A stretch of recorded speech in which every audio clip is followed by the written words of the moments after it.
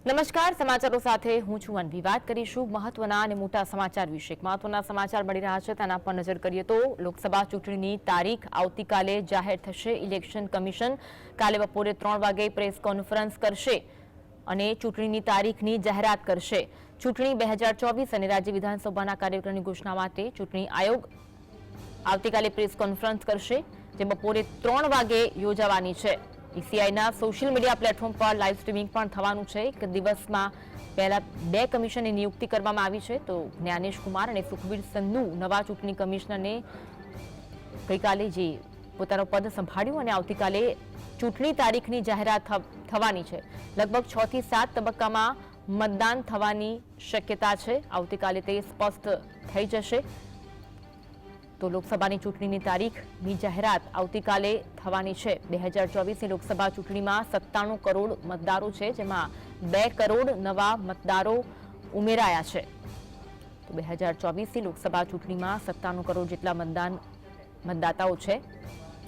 8 ફેબ્રુઆરીના રોજ ચૂંટણી પંચે તમામ 28 રાજ્ય અને 8 કેન્દ્ર શાસિત પ્રદેશોના મતદારો સંબંધિત વિશેષ ડેટા પણ બહાર પાડ્યો હતો અને મહત્વપૂર્ણ તારીખ કે ક્યારે ચૂંટણી યોજાશે તેની જાહેરાત આવતીકાલે થવાની છે। બપોરે 3 વાગે ચૂંટણી પંચ દ્વારા પ્રેસ કોન્ફરન્સ સંબોધવામાં આવશે અને તારીખની જાહેરાત થશે। દર વખતે જેમ આ વખતે પણ 85 વર્ષથી ઉપરના જે લોકો છે, જે વરિષ્ઠ લોકો છે, તેઓ ઘરેથી મતદાન કરી શકે તેવી વ્યવસ્થા પણ ચૂંટણી પંચ દ્વારા કરવામાં આવી છે।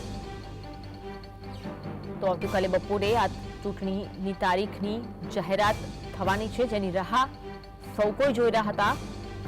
લોકસભાની ચૂંટણીની તારીખની જાહેરાત આવતીકાલે થશે અને લોકસભા ચૂંટણીને લઈને દરેક પક્ષો હાલ તૈયારીઓમાં લાગ્યા છે। ભાજપ દ્વારા પણ ચૂંટણી પ્રચારના શ્રી ગણેશ કરી દેવામાં આવ્યા છે। આજે અમિત શાહ ગુજરાત અમદાવાદના પ્રવાસે છે અને અમદાવાદના વિવિધ સ્થળો પર તેઓ ચૂંટણી પ્રચાર કરી રહ્યા છે। તો આમ આદમી પાર્ટીના અરવિંદ કેજરીવાલ પણ આજે ચૂંટણી પ્રચાર કરવાના છે। ભાજપ, કોંગ્રેસ, આમ આદમી પાર્ટી સહિત તમામ જે પક્ષો છે તે ચૂંટણીને લઈને તૈયારીઓમાં લાગી ચૂક્યા છે। એક બાદ એક ઉમેદવારોના નામ પણ જાહેર થઈ રહ્યા છે। ભાજપ દ્વારા ઉમેદવારોની બીજી યાદી પણ જાહેર કરવામાં આવી હતી અને આગામી દિવસોમાં ત્રીજી યાદી પણ ભાજપ દ્વારા જાહેર થશે। ત્યારે કોંગ્રેસ પણ એક બાદ એક તેમના ઉમેદવારોની યાદી જાહેર કરી રહ્યું છે। તો જ્યારે ચૂંટણી પંચ આવતીકાલે લોકસભાની ચૂંટણીની તારીખની જાહેરાત કરવાની છે, જે પરિસ્થિતિ હાલમાં જોવા મળી રહી છે, એક બાદ એક પક્ષો છે ચૂંટણી પ્રચાર કરી રહ્યા છે અને આ વખતની ચૂંટણી ઘણી બધી રીતે વિશેષ પણ માનવામાં આવી રહી છે। આજ અંગે આપણે વાત કરીશું। આપણી સાથે સમીક્ષક જોડાયા છે રીના બ્રહ્મભટ્ટ। રીનાબેન, સ્વાગત છે જીએસટીવીમાં આપનું। રીનાબેન, જેની સૌ કોઈ રાહ જોઈ રહ્યા હતા કે ક્યારે ચૂંટણી યોજાશે તેની ચર્ચાઓ જોવા મળતી હતી, આવતીકાલે તે તારીખોની જાહેરાત થવાની છે। એક તરફ દરેક પક્ષો છે ચૂંટણી પ્રચારમાં લાગ્યા છે। આ વખતની ચૂંટણી લોકસભાની ચૂંટણી ઘણી વિશેષ પણ માનવામાં આવી રહી છે, શું કહેશો આપ? જી બિલકુલ સાચી વાત છે। આપણે જોઈએ છે કે છેલ્લા 6 મહિનાથી આમ જોવા જઈએ તો કે ભાજપ પોતે ઇલેક્શન મોડમાં છે। જો કે ભાજપ માટે તો એવું કહેવાય છે કે ભાજપ 24/7 ઇલેક્શન મોડમાં હોય છે અને એના દરેક નિર્ણયો કહી શકાય કે ચૂંટણી અનુલક્ષીને લેવામાં આવે છે અને એનું માઇક્રો મેનેજમેન્ટ અને બૂથ મેનેજમેન્ટ એ લેવલે તમે જુઓ તો કહી શકાય કે મજબૂત હોય છે કે ખરેખર એને કોઈ બીટ જ ન કરી શકે। અને સામે છેડે તમે જુઓ કે કોંગ્રેસની હજી સુધી એટલી કોઈ તૈયારી નથી। માંડ તમે જુઓ કે ઉમેદવારો જાહેર કરાયા છે અને હાસ્યાસ્પદ સ્થિતિ અથવા તો ક્યાંક નિરાશાજનક સ્થિતિ એ કહી શકાય કે કોંગ્રેસના જે નેતાઓ છે દિગ્ગજ એ ચૂંટણીથી ભાગી રહ્યા છે કે અમારે હવે ચૂંટણી નથી લડવી અને આ પ્રકારના તમે જો કે મેસેજ પણ ફરતા થયા છે। એટલે સિચ્યુએશન એ ટાઈપની છે। તમે જો કે ભાજપ કે જેનો કહી શકાય કે આ વખતેનું લક્ષ્ય એવો છે કે 400 સીટો લાવવી જ, પરંતુ લગભગ 5 લાખના માર્જિન સાથે લાવવી। એટલે તમે જો કે એના લીધે તમે જો કે તોડફોડની રાજનીતિ પણ ચરમસીમાએ છે। ઓપરેશન લોટસ અને કહી શકાય કે વેલકમ ભાજપનું જે વેલકમ પાર્ટી જે છે એ પણ તમે જો પૂરબારમાં ખીલેલી છે। એટલે આ સમગ્ર માહોલ તમે જુઓ તો કહી શકાય કે ક્યાંક એક પક્ષીય બની રહ્યો એવું પણ લાગી રહ્યું છે। બાકી ચૂંટણીની જે તૈયારીઓ છે એમાં આજે ભાજપની કહી શકાય કે એ પ્રકારની તૈયારી છે કે તમે કહી શકો કે ખરેખર 400 આવે એવું લોકોને પણ લાગી રહ્યું છે। કારણ કે કોઈ પણ પ્રકારની ખોટ કે ખામી એક ચલાવવા તૈયાર નથી। તમે જુઓ તો એનું પૂરું હોમવર્ક છે તમે જુઓ તો। એટલે છેલ્લા 6 મહિનાથી ખરેખર આ દિવસની રાહ જોવામાં આવી રહી હતી, ત્યારે કહી શકાય કે હવે ઘડીઓ ગણવામાં આવી રહી છે। તમે જો આ સ્થિતિ વચ્ચે ઇલેક્શન કમિશનરે પણ રાજીનામું આપ્યું અને આજે તમે જો કે ગઈકાલે એમને નિમવામાં આવી ગયા બંને નવા ઇલેક્શન કમિશનર। એટલે કહી શકાય કે સ્થિતિ એક તરફ ક્યાંક ને ક્યાંક ઇન્ડી ગઠબંધનને લઈ અને અસમંજસ ભરી છે। કોંગ્રેસ સામે અનેક પડકારો છે, તો ભાજપ તમે જુઓ કે એની પૂરજોશ તૈયારીઓમાં છે। એટલે ભાજપ માટે ક્યાંય કપરા ચઢાણો એવી સ્થિતિ ક્યાંય નથી લાગી રહી। અને આ વખતે તમે જુઓ કે મોદીજીએ રામ મંદિરનું જે ઉદ્ઘાટન કર્યું, એ પછી યુપીમાં પણ તમે જુઓ કે કલકી ધામનું પણ કર્યું, અને દક્ષિણમાં પણ તમે જુઓ કે આ પ્રકારે કહી શકાય કે એક ભવ્ય મંદિરનું ઉદ્ઘાટન કરવામાં આવ્યું છે. એટલે સ્થિતિ એ પ્રકારે કહી શકાય કે હિન્દુત્વને જે મોજું કહી શકાય કે એ પણ આ પ્રકારે ક્યાંક ને ક્યાંક મોટે પાયે અસર કરશે એવું દેખાઈ રહ્યું છે. તો દરેક પક્ષને સાથે ચાલવાની લઈને જે કોંગ્રેસની જે તૈયારીઓ હતી ઇન્ડી ગઠબંધનને લઈને, પરંતુ એ તમે જુઓ કે તૂટતું જઈ રહ્યું છે ડે બાય ડે. અને હજી ઇલેક્શન આવશે ત્યાં સુધી કેટલાક પક્ષો તમે જુઓ કે એમાંથી દૂર થઈ જશે. મમતા બેનર્જીએ પણ ત્યાંનો છેડો ફાડેલો છે. આપ પણ તમે જુઓ કે પંજાબમાં સામે છે અને ગુજરાતમાં ક્યાંક સાથે છે. એટલે એ પ્રકારની કહી શકાય કે દરેક રાજ્યવાળા સ્થિતિ ક્યાંક ને ક્યાંક અલગ છે, તમે સંપૂર્ણપણે અભ્યાસ કરો તો. એટલે કોંગ્રેસ માટેના જે ચઢાણો છે દિવસે દિવસે કપરા બની રહ્યા છે. અને ઇન્ડી ગઠબંધનને લઈને જે વાતો હતી કે આખી ચૂંટણી રસપ્રદ બનશે, પરંતુ તે તમે જુઓ કે ખુદ ભંગાણને આરે છે. ક્યાંય કહી શકાય કે બેઠકની સમજૂતીઓને લઈને ક્યાંક ને ક્યાંક હજી વિવાદ ચાલી રહ્યા છે. ચૂંટણીની તારીખ કહી શકાય કે નજીકમાં આજકાલમાં જાહેર થશે, તેમ છતાં હજી સુધી એ લોકોએ નક્કી નથી કરી શકાય કે ખરેખર ગઠબંધનમાં કોણ કોને કેટલી સીટો આપશે, કેટલી નહીં આપી શકે. એટલે એમના માટે આજે પણ અસમંજસ પરિસ્થિતિ છે. હજી પણ મનોમંથન કરવાનો એ લોકોને કહી શકાય કે જરૂર છે. કેમ કે જો તમે ટિકિટોની ફાળવણી યોગ્ય રીતે નહીં કરી શકો તો પછી જીત જે કહી શકાય કે તમે કેવી રીતે મેળવી શકશો? આંકડાની તો વાત જ દૂર રહી.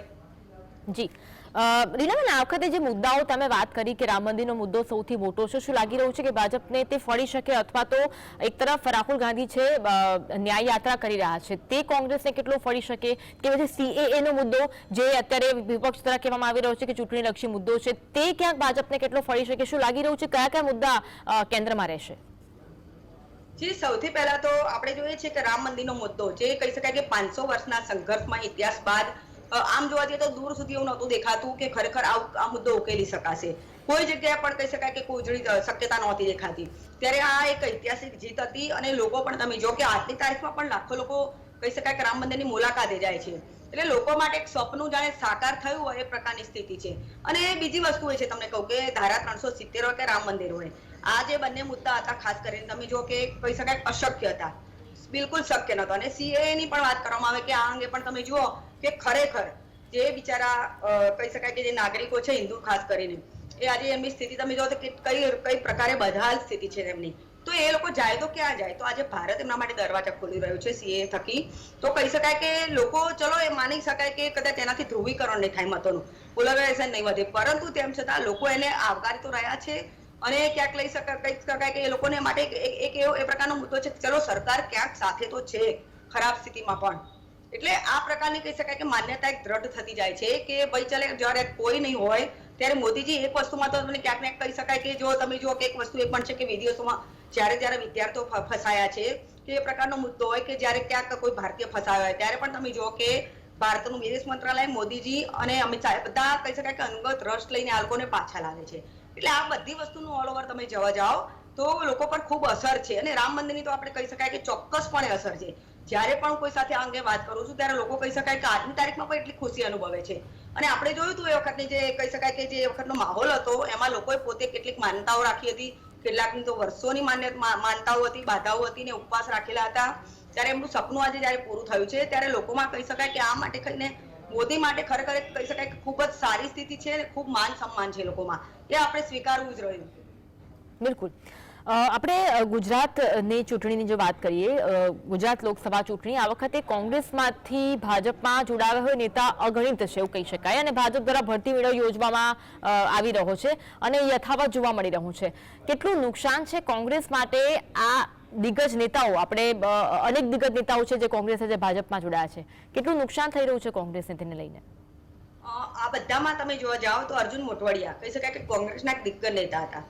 તમે જો તો એમનો કહી શકાય કે રાષ્ટ્રીય એમનો જે કોંગ્રેસનો એમનો જે ઇતિહાસ છે ખૂબ લાંબો રહ્યો છે. વિદ્યાર્થી કાળથી પણ તેઓ તેમાં સક્રિય હતા.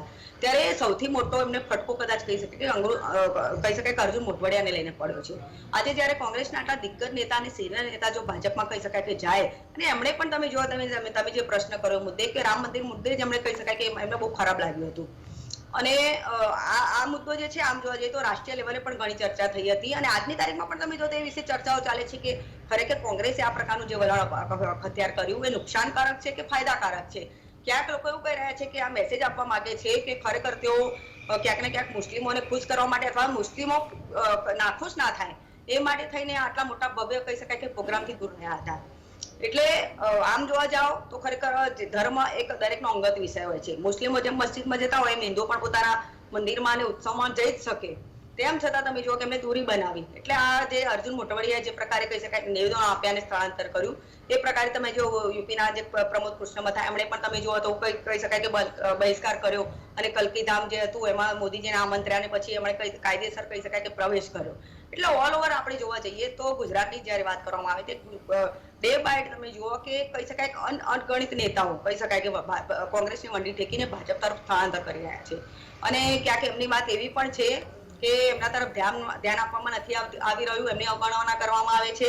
તો બીજી તરફ તમે જુઓ કે કોંગ્રેસની પોતાની પણ ડેમેજ કંટ્રોલ કરવાની અણાવડત છે, એ ખુલીને બહાર આવ્યું છે. તો ભાજપે પણ વેલકમ પાર્ટી યોજી અને દ્વાર ખુલ્લા કરીને કહી શકાય લાલ ઝાડમ પાથરી છે. અને તોડફોડની રાજનીતિ કહી શકાય કે ચરમ સીમાએ છે. હોર્સ ટ્રેડિંગ કહો કે તોડફોડની કહી શકાય કે રાજનીતિ કહો, તમે જુઓ કોઈ બેફામપણે ચાલી રહી છે. કેમ કે કોંગ્રેસના જે નેતાઓ છે જેનું લોકલ ક્ષેત્રે ક્યાંક ને ક્યાંક પ્રભુત્વ હોય અને એમ લાગી રહ્યું હોય કે આ નેતા જે છે ખરેખર આ જે તે એરિયાના મતો ખેંચવામાં કહી શકાય કે મદદરૂપ થશે, તો ભાજપ કહી શકાય કે એ નેતાઓને હંકે કરવા માટે કઈ ને કઈ રાજનીતિ કરી રહ્યું છે.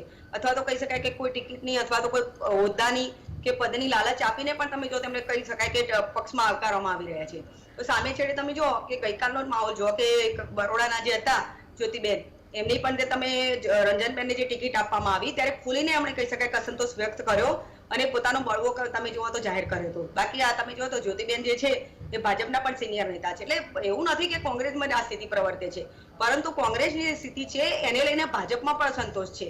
તો વધારે તો તમે દાબી નથી જ શકતા. જ્યોતિબેનને તમે જો તમામ પદોથી દૂર કરવામાં આવ્યા છે, પરંતુ જે અસંતોષ છે સપાટી પર ક્યાંક ને ક્યાંક કોઈક રીતે તો આવતો જ હોય છે. બિલકુલ બિલકુલ.